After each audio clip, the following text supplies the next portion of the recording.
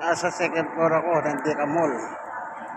Dito po sa Bitas, Tondo, Manila. Tignan nyo yung mga bakante, oh. Sa tingin nyo, pagkagabi, walang multo dyan.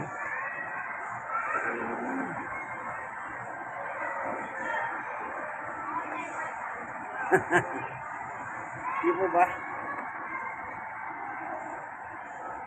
Sa gabi yan, may multo yan. Sa Rantica Mall dito, sa Bitas, Tondo, Manila. Second floor, yan. Sigurado may multo dyan. Lalo na sa gabi, kaibigan. Minsan may natanong akong guardias dito, sabi niya wala. Pero meron din ako natanong ng iba. Meron.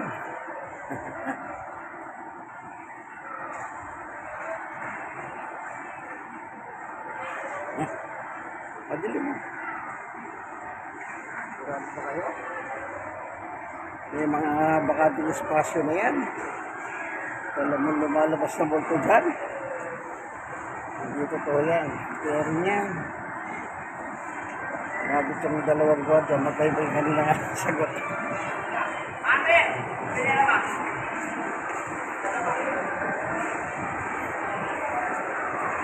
Kaya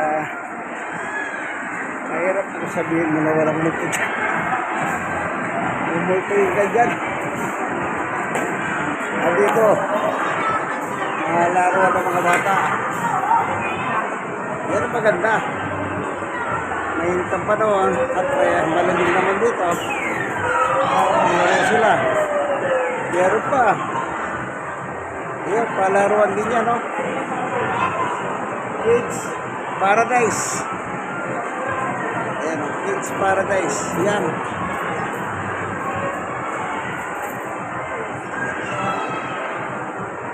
Yan. Ang bata. Kaya mga bata yun nandito. Yung iba, isip bata. Dito. Ang bata.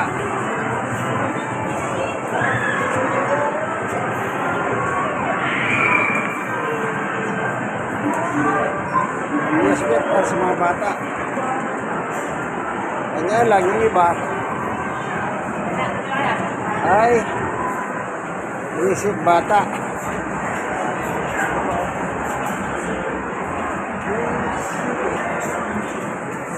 Ayan, pambata rin, no? Ayan, pambata rin. So,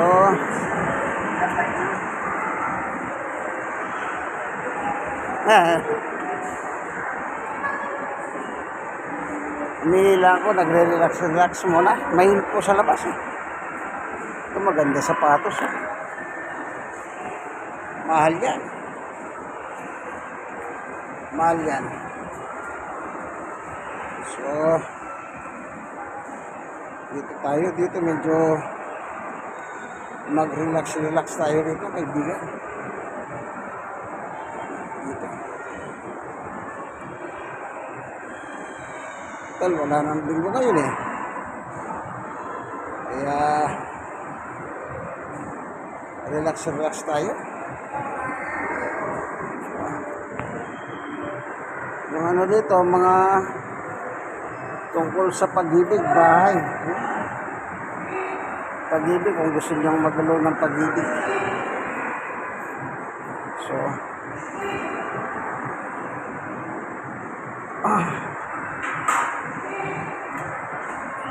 ay, sarap makahupo. Upo muna tayo.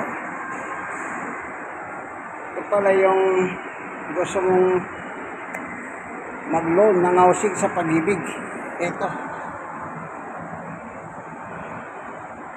Kung gusto nyo mag-loan ng pag-ibig, yung pabahay. True pag-ibig. Ako, dati member ako niyan, pero hindi ko nakapag-loan ng bahay. Sayang, ginabot ako ng ganitong edad. Sana nung araw. Kaya yung mga kasama ko po sa trabaho noon, ang mura lang isang buwan. 300 plus lang. Sayang, hindi ako naging interesado. May inaloob ko. O yung mga kasama ko, 300 plus lang ang bahay. Sana, retired ako, meron ako sariling bahay. O, eh ngayon, mag-loan ka ng pag-ibig ngayon, libo-libo. O, sayang ano? Sayang. Kaya kailangan, bata ka pa, maganda naman ang sweldo mo. Siyempre, no, mababa naman ang sweldo nila, kaya naman mababa din ang hulog. 300 plus lang. Eh, magkasama ko sa trabaho, nagkaroon sila ng bahay. Nagkaroon sila. Pero ako, wala. O, dito tayo sa Deca Mall ngayon. Ayan. Tingnan nyo.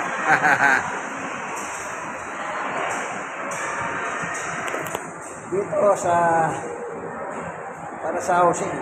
Dito. Kasi meron housing dito. Yung building nila dyan sa Bandaran. Sa harapan. Sa gilid ng Bitas Street. Magkabila yan. Housing yan. Nung araw, muntik din ako makakuha dyan. Mahina lang ang loob ko eh. Bagong tayo pa lang ito, wala pa nakatayong bahay. Nakita ko na yung mga housing dito.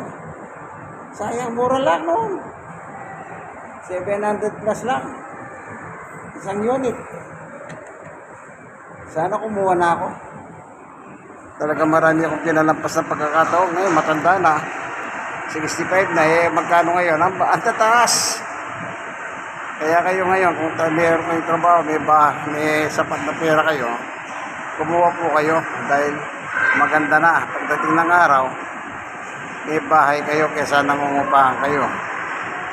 Eh di ako ngayon, 64 na ako, wala akong bahay. Dalawang pagkakataon ang pinalampas ko. Nung 80s yun, ang sweldo namin mura lang, kaya mura lang din ang hulog sana. Hindi ko pa sinamantala. Dalawang pagkakataon yun, meron din sa mga subdivision yun ng araw. Kanya lang ako na mahina talaga loob ko. Mahina loob ko. Sige po, hanggang dito na lamang inyong kaibigan kay Jesus, Brother Manny Bautista. Relax lang ako dito sa Deca Mall. Kaya pag walang kong ginagawa, tumutuloy ako rito para mag-relax. Para naman kahit paano, ma-relax ang ating katawan. Kasi mainit po eh. Mainit. Oh. Para kang doon dito, naka-aircon pa.